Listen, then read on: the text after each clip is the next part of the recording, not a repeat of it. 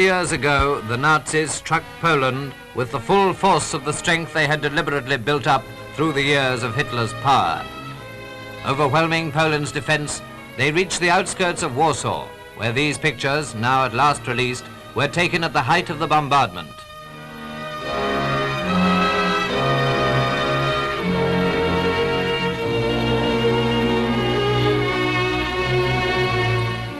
The royal castle, dating from the 9th century, had been the central point of the life of the city.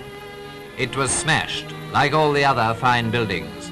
Museums, hotels, government offices, shops, banks, churches, flats and houses. The Polish capital was turned into a shambles. Shells and bombs crashed into the streets and squares throughout the length and breadth of Warsaw's 40 square miles. Of the population of over 1.25 million, tens of thousands, still uncounted, were slaughtered, while tens of thousands more have been murdered since the German occupation. A mere glance at these pictures is enough for most of us in Britain to assess the situation. But we must remember that Warsaw by this time had virtually no defense.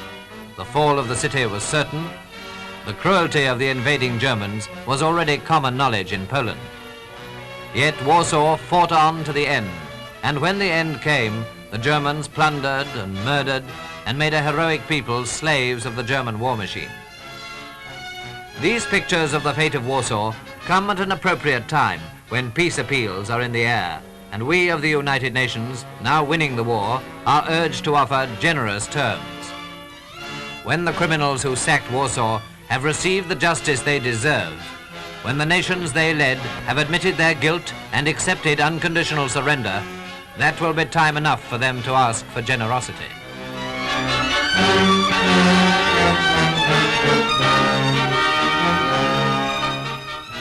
The people of Warsaw were mass murdered. Survivors faced death by starvation as well as from bombs, shells and bullets. They did not ask for generosity. They asked for justice, and the cruel oppression of Poland demands justice, neither more nor less, when the war is won.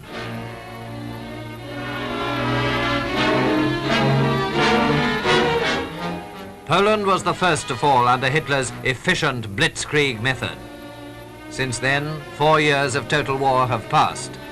On the efficient method by which this war shall end, the United Nations are indeed united. Many Poles fought on in France, and when France fell, they came to Britain. Now in Britain, they are ready to continue the fight on the continent of Europe. These are Polish armored troops exercising in Britain. Fully equipped and trained, they will form part of our invasion forces. They have more than the idea of victory and triumph to sharpen their desire to fight the Germans. They have their own country to win back, families to find again and set free.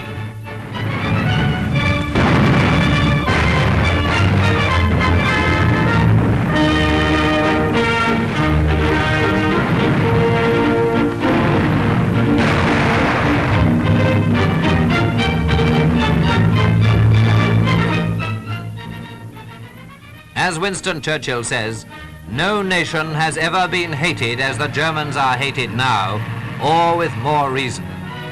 Poland's fighting forces will continue to leave no doubt on that point.